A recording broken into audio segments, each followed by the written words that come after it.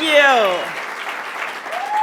Thank you, HRC. Oh, man. It is true. I kind of have a permanent snow globe. And I can tell you that when that was happening, as a woman candidate, you know you never mess with your hair, right? So I had no idea until I later watched the video that I could literally watch myself grow old in 20 minutes, but that happened. So it is wonderful to be here with Chad, and I want to thank him for his incredible leadership over the last few years. He traveled across the country, and you know that when he would visit your states, but he traveled in support of LGBTQ candidates every single place, including my state. But what I loved when he came to Minnesota last fall, it was a little cold when he got there, and he had not one but two different colored zip-up fleece vests for his Minnesota visit. I don't know if he had a different one for Wisconsin, but it was quite impressive. And thank you, Chad, for leading our country on, in your words, the journey toward full equality for all. Thank you.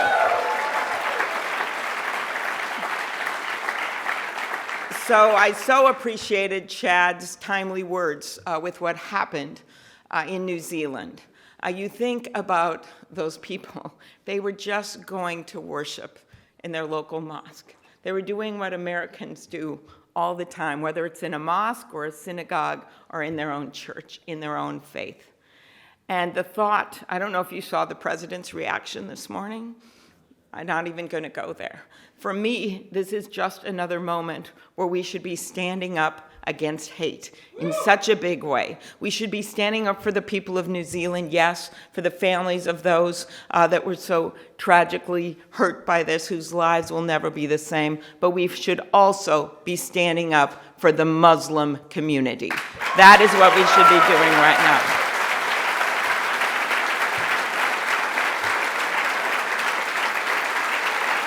And I have so appreciated HRC's understanding of this issue, because you know what it's like to be in a minority. You know what it's like to be the subject of hate.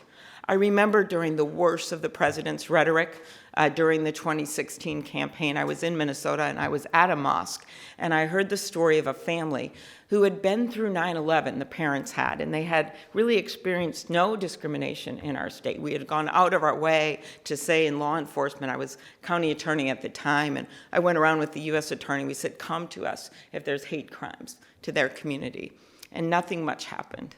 Well, now fast forward with this rhetoric, those same two people bring their little kids out to dinner one night, and they're just at a suburban restaurant. This guy walks by, looks at them, this Muslim family, and says, you four go home. You go home to where you came from. And the little girl looks up at her mom, and she says, Mom, I don't want to go out to dinner tonight. You said we could eat out tonight. I don't want to go home to eat. And you think of the words of that innocent child. She didn't even know what he was talking about. That's because she has only one home, and that's my state. That's your state, and that's the United States of America. And we must remember that our diversity in this country, different faiths, different people, people who love differently than the next person, that doesn't diminish America. That is America, all right? So I want to thank all your leadership. I want to thank our great Minnesota people. If they're out there, yeah. Oh, yes, very good. Usually Minnesotans can be kind of quiet, so this is very exciting. And I think you know, as Chad told you in his call to action, that you have much to do in the next year and a half. And I know you can do it because the LGBTQ community knows how to win. Think about this. A little more than 15 years ago, in some states, you could actually be prosecuted for being gay. True. It wasn't too long ago that Don't Ask, Don't Tell was the law of the land. Remember when we stood up for that, against that in the Senate? I still remember there were only 2 states in the country that had both senators at that press conference saying we wouldn't go home until we got rid of that law. California and Minnesota. That was true. It wasn't too long that there were 0 hate crime protections on the books. It wasn't too long that the Defense of Marriage Act was the law of the land. They say that the arc of the moral universe is long. Well, the welder from the Human Rights Campaign, she shortened that arc. Because now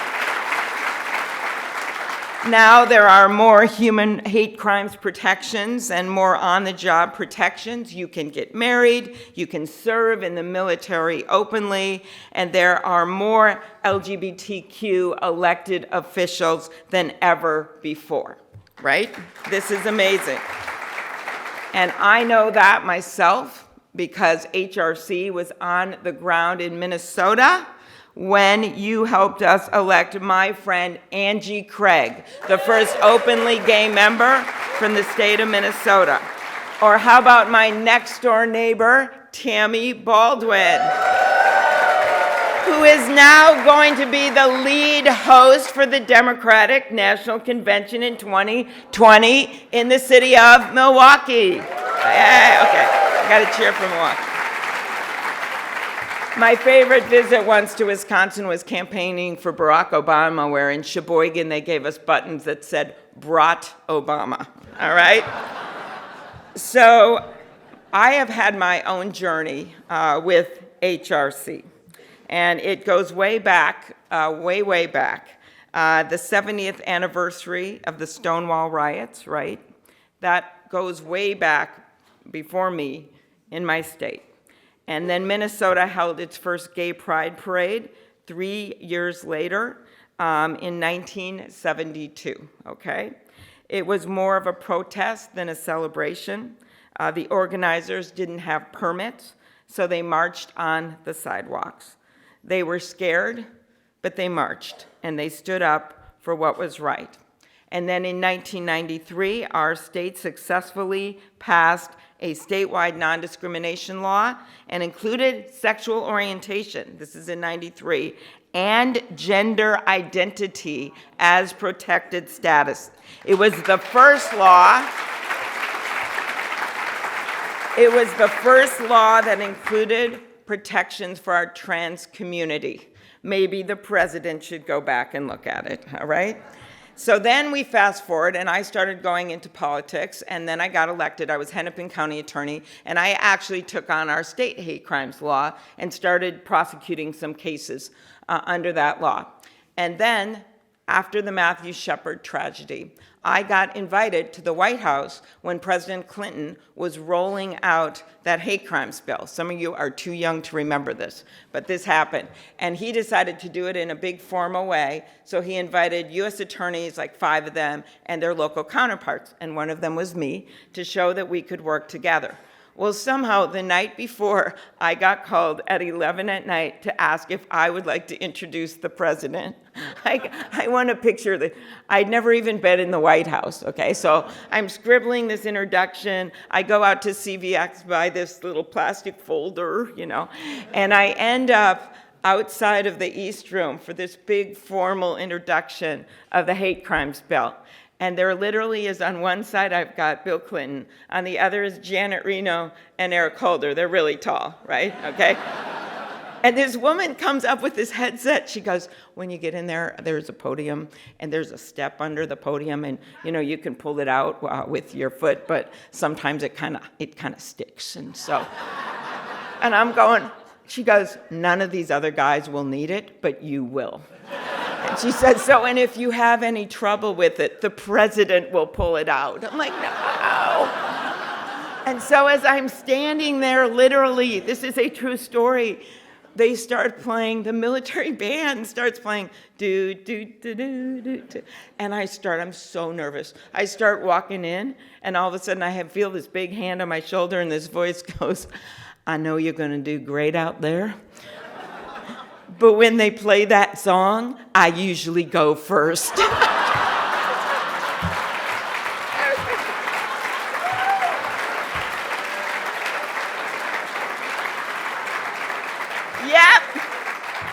That was my first visit to the White House, but hopefully not my last. Okay.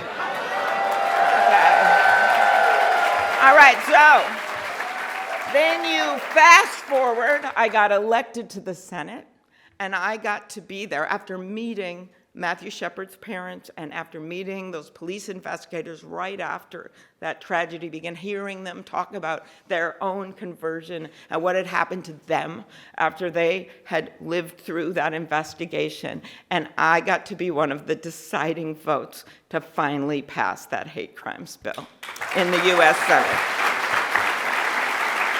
You then fast forward to the 2012 election when I was up for re-election, and guess what? Our Republicans, they controlled both houses in Minnesota. They decided they were going to mess around and put a thing on our ballot that basically outlawed both civil unions and gay marriage, right? They got it on there. Well, they just did it a little too early because over time, public sentiment turned against them, and I was leading our ticket, basically. Well, yes. Obama was on there as well, but I was leading. I don't want to get a Pinocchio. I was leading our statewide ticket.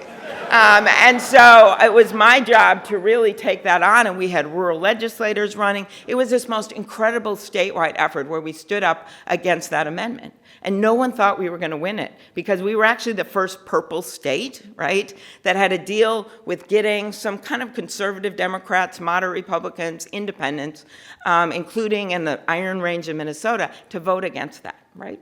So we had ads running with a lot of Republicans in it, sort of some libertarian themes about you should be able to love who you can. In this amazing victory that election night, we beat back that amendment and we won. And the coolest part about the whole story is that we then took back the legislature in part because of that amendment, and it got all these people out and organized, everything like that. And we ended up then, I still remember when we were celebrating this, it was at First Avenue, Prince's nightclub, you know. And so I got to go up to the stands, and they were chanting my name in what would have normally been a quite boring election, right? And I went up there, and just for my own amusement, I yelled out, and no one could hear me, "Thank you, Republican Party!" And so then what happens is we switch the legislature. The governor comes out strongly for gay marriage, and Minnesota, because of their overstep and their meanness, Minnesota became the 12th state in the country to guarantee gay marriage to our citizens. That's the story. So that is how, and oh, in the middle of it, I still remember the only time my daughter ever texted me, she was in high school, about anything that wasn't about, could you come home and get me a sweater? Could you bring my lunch over? Was, Mom, President Obama just came out for gay marriage. How cool is that? That's what I remember. But for as far as we have come, we still have miles to go until LGBTQ Americans can live their lives with freedom, authenticity, and equality. Because it's not right that in some states you can get married on Sunday and fired from your job on Monday. It's not right that if you drive across the US on a cross-country trip, the laws and protections are different in every rest stop you make. And it's not right that the administration is trying to take away your hard-won rights, and especially that they're trying to deny our patriotic transgender friends from serving in the military. That is wrong. That is wrong. And as you know, thanks to HRC and our allies across the country and in Congress and the brave individuals that want to serve, the courts have blocked repeated attempts to implement a transgender military ban. And memo to the Trump administration, we will not rest, we will not stop continuing this fight in the courts until this ban is permanently blocked. And just so you know, we're on your side. this fall, remember when House Republicans tried to shove not one, but two discriminatory amendments in the budget bills? Adderhold Amendment would have allowed adoption agencies to discriminate against same-sex couples, and the Russell Amendment would have opened the floodgates to employment discrimination. We stood together and said, not on our watch, and we won, all right? That is what HRC does. And now with this fantastic, beautiful introduction from people all over the country, we have introduced once again the Equality Act, and this time we will get it done.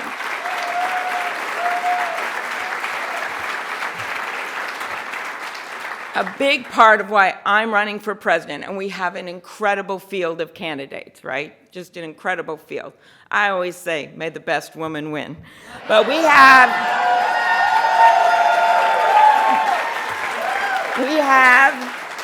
have an incredible field of candidates.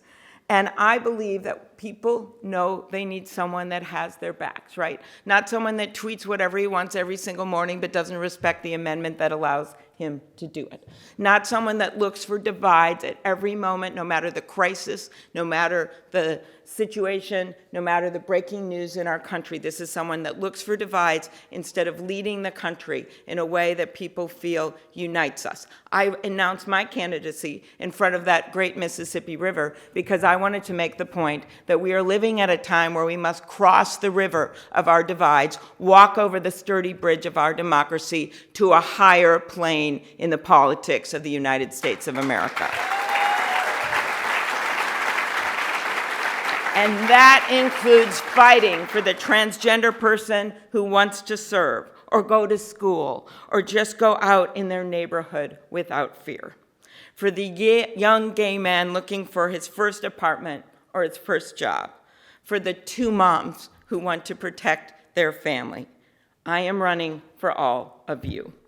And I promise you this, as your president, I will look you in the eye, I will tell you what I think, and I will get things done. That is what I have done my whole life. Just ask our friends from the state of Minnesota. So,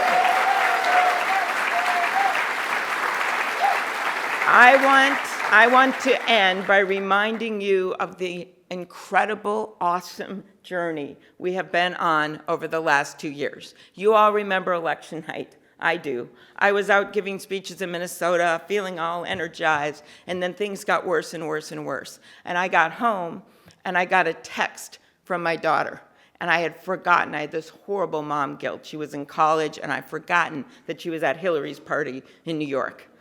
And her text said, "Mom, what should we do now?"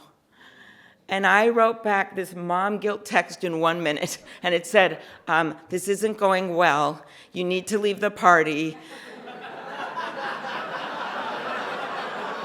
The subway is still running. You are staying at our friends. And remember, you have class tomorrow. She wrote back, "Mom, I mean our country." And that was the first moment I cried. That was the moment that I realized, this isn't just me. This isn't just what's happening right now in the Senate, what it's going to mean. It is for my daughter, for these young kids that thought they were going to have their first woman president. And instead, we have Donald Trump. So what happens after that is that every single day when you wake up, you have to ask yourself that question, right? What do we do now? And if you answer it by just putting your blanket over your head every time there's a tweet that comes out, no. You answer it with action, because that's what America has done. The day after that dark inauguration with those gathering storm clouds, the day after millions and millions of people peacefully marched across this country, right? Including HRC members. The day after that, 6,000 women signed up to run for office. That happened. On day nine, when that mean-spirited Muslim order came out, people spontaneously flocked to the airports on a Saturday night. Who does that on a Saturday night? People did that. Fast forward to day 100, one of my favorite marches, the March for Science, with my favorite sign. What do we want? Science. When do we want it? After peer review, okay? On day 186, we defeated the bill that would have repealed the Affordable Care Act. Every Democrat stood together, 3 brave Republicans, but we could not have done that without our allies. Before that bill passed, as you know, LGBTQ people were denied coverage, had nowhere to turn. People who live with HIV/AIDS couldn't afford the prescription drugs they needed, and transgender people were flat out denied care. You stood at our side, and we defeated their effort to repeal once, twice, and we'll do it again. That's what we did. On day 291, we won major elections in Virginia and New Jersey and in cities and states across the country. Danica Rome unseated a Republican, a guy who once called himself Virginia's chief homophobe. That same night, Minneapolis elected Andrea Jenkins and Philippe Cunningham, 2 of the first openly transgender people of color ever to be elected to public office in America. And that same day, in New Jersey, my favorite one, a guy who had said the day of the Women's March, "I hope they'll be home in time to make dinner." He got defeated by a woman. On day 326, in a victory against hate and racism, in a victory for decency and dignity, Doug Jones won in the state of Alabama. That happened. And the 2018 elections fell on day 655, and more than 400 LGBTQ candidates ran that night, and you made history. That is the arc of justice that we are on. That is the arc. So my message to you here is we have more marches to come. We have more fights to fight, but you have seen victory. You have seen victory for the LGBTQ community over and over and over again, and that is because you have never given up. You have never stopped marching. So march on, HRC, to 2020 victory. Thank you, everybody.